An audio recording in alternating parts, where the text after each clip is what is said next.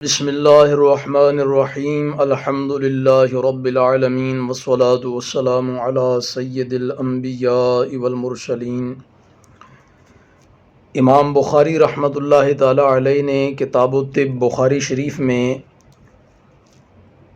طاعون کی بیماری کے متعلق الگ سے باب باندھا اور طاعون کے متعلق رسول اللہ صلی اللہ تعالیٰ علیہ وآلہ وسلم نے جو کچھ بیان فرمایا اس کو ذکر کیا۔ طاعون کی بیماری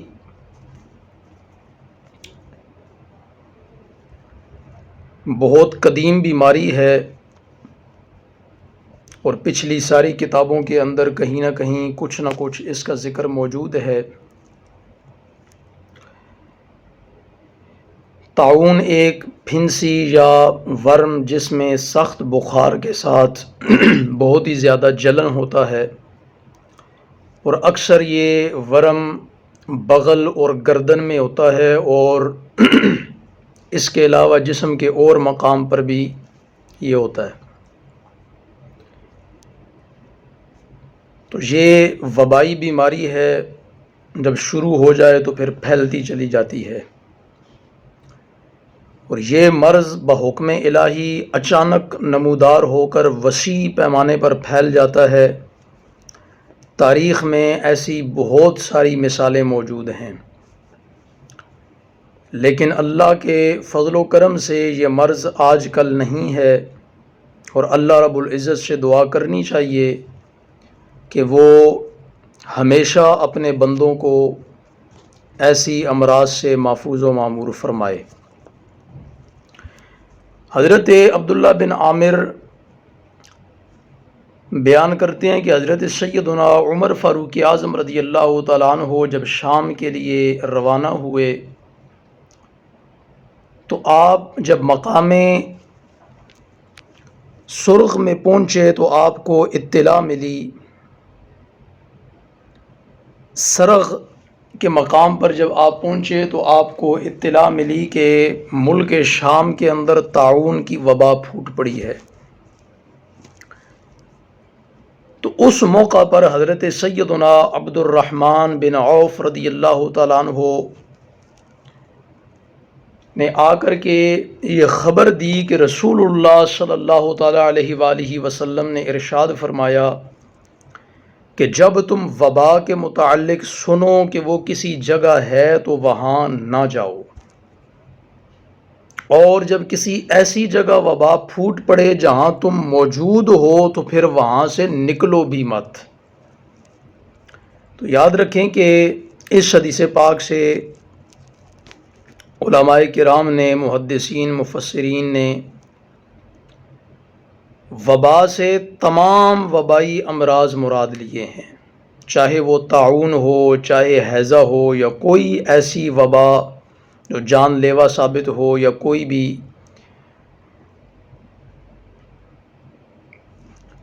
تو اس حدیث پاک کی روشنی میں جب کسی علاقے کے اندر کوئی وبا پھوٹ پڑے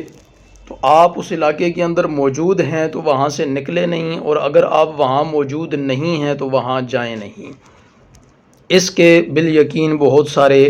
فوائد موجود ہیں۔ طاعون کی بیماری کے متعلق رسول اللہ صلی اللہ تعالیٰ علیہ وآلہ وسلم نے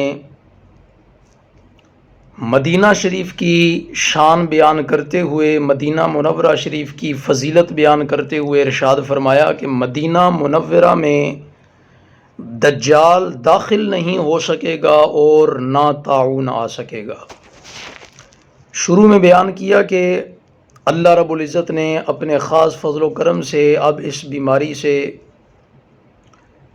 اپنے بندوں کو بچایا ہوا ہے، اور اگر یہ بیماری آ بھی جائے تو بھی مدینہ شریف کو اللہ رب العزت اس سے محفوظ رکھے گا۔ مدینہ شریف میں حضور کی برکت سے طاعون داخل نہیں ہو سکتا۔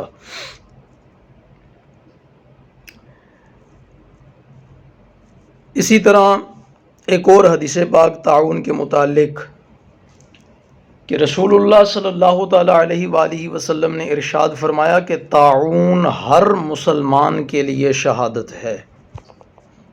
اب یہ امت مسلمہ کے لیے بہت بڑا انعام ہے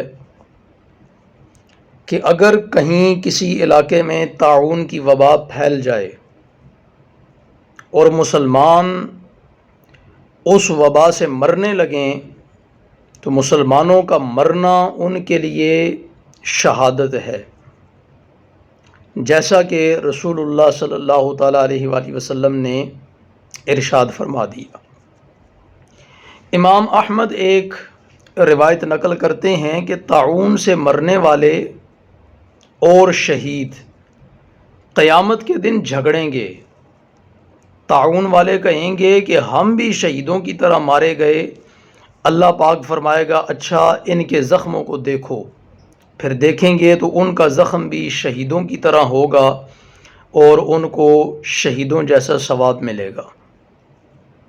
اور اس روایت کو امام نسائی نے اور دیگر محدثین نے بھی اس کو ذکر کیا۔ طاعون کے متعلق ایک اور حدیث پاک کہ اللہ کے نبی علیہ الصلوۃ والسلام نے ارشاد فرمایا کہ پیٹ کی بیماری میں یعنی ہیضہ وغیرہ سے مرنے والا شہید ہے اور طاعون کی بیماری میں مرنے والا بھی شہید ہے۔ اسی طرح ایک اور حدیث پاک کہ حضرت ام المومنین اماں عائشہ صدیقہ رضی اللہ تعالی عنہ بیان فرماتی ہیں کہ رسول اللہ صلی اللہ تعالیٰ علیہ وآلہ وسلم سے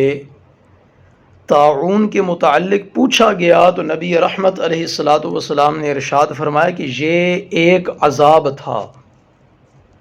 اللہ تعالیٰ جس پر چاہتا اس پر اس عذاب کو بھیجتا تھا، لیکن پھر اللہ رب العزت نے اسے مومنین کے لیے، امت محمدیہ کے لیے رحمت بنا دیا۔ اب کوئی بھی اللہ کا بندہ اگر صبر کے ساتھ اس شہر میں ٹھہرا رہے جہاں طاعون پھوٹ پڑا ہو اور وہ یقین رکھتا ہو کہ جو کچھ اللہ تعالیٰ نے اس کے لیے لکھ دیا ہے اس کے سوا اس کو اور کوئی نقصان نہیں پہنچ سکتا، اور پھر طاعون میں اس کا انتقال ہو جائے تو اسے شہید جیسا ثواب ملے گا۔ یعنی طاعون کی بیماری جو ہے یہ پچھلے زمانوں میں پچھلی امتوں کے لیے بطور عذاب تھا۔ اللہ رب العزت جس قوم پر عذاب نازل فرمانا چاہتا انہیں طاعون کی بیماری کے اندر، طاعون کی وبا کے اندر مبتلا کر دیتا، لیکن یہ طاعون کی وبا، یہ طاعون کی بیماری حضور نبی رحمت علیہ الصلوۃ والسلام کی امت کے فضائل میں یہ ایک فضیلت ہے کہ امت محمدیہ کے لیے یہ عذاب کی بجائے رحمت بنا دیا گیا کہ اب اگر طاعون کی وبا پھیلے اور کوئی مومن، کوئی مسلمان اس وبا سے مر جائے اللہ رب العزت پر خالص یقین رکھتے ہوئے، ایمان رکھتے ہوئے، تو اللہ رب العزت اسے شہیدوں جیسا ثواب عطا فرمائے گا۔ تو طاعون کے بارے میں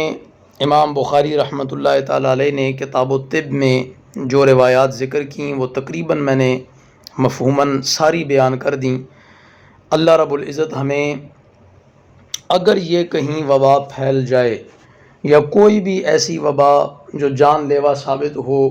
اور لوگ ڈر کے مارے وہ علاقہ چھوڑنا شروع کر دیں، وہاں سے بھاگنا شروع کر دیں، اور ان کے توکل کے اندر اور اللہ رب العزت کی ذات پر بھروسے میں کمی ہو، تو ہمیں اس وقت اس حدیث پاک پر عمل کرنا چاہیے کہ اگر کہیں کسی مقام پر کوئی وبا پھیل جائے اور ہم وہاں پر موجود ہوں تو ہمیں وہاں سے بھاگنا نہیں چاہیے، ہمیں وہاں سے نکلنا نہیں چاہیے، اور اگر ہم کسی اور علاقے کے اندر ہوں تو پھر ہمیں اس علاقے میں جانا بھی نہیں چاہیے جہاں کوئی وبا پھیلی ہوئی ہو، تاکہ اس حدیث پاک پر عمل ہو جائے۔ اور یاد رکھیں کہ اگر کسی وبا کے وجہ سے کوئی شخص فوت ہو جائے یا پیٹ کی بیماری میں مبتلا کوئی شخص فوت ہو جائے تو حضور نبی رحمت علیہ الصلوۃ والسلام نے ارشاد فرمایا کہ وہ شہید ہے۔ تو اللہ رب العزت بیماریوں میں ہمیں صبر و رضا کی توفیق عطا فرمائے، صبر و استقامت کی توفیق عطا فرمائے، بہت سارے لوگ ہوتے ہیں جو اگر کسی بیماری کے اندر مبتلا ہو جائیں تو پھر وہ شکوہ شکایت کرنے لگتے ہیں، مایوسی کا اظہار کرنے لگتے ہیں۔ تو ایسا نہیں کرنا چاہیے۔ اللہ رب العزت ہمیں اس سے بچنے کی توفیق عطا فرمائے، صبر و رضا اور صبر و استقامت کے ساتھ بیماریوں کو گزارنے کی اللہ ہمیں توفیق عطا فرمائے، اور بیماریوں میں اللہ رب العزت ہمیں جو اس بیماری کے موافق دوائیں ہوں ان تک اللہ رب العزت ہمارا ذریعہ بنا دے، اور پھر ان دواؤں کو ہمارے لیے اللہ رب العزت شفا بنائے۔ وآخر دعوانا الحمد للہ رب العالمین۔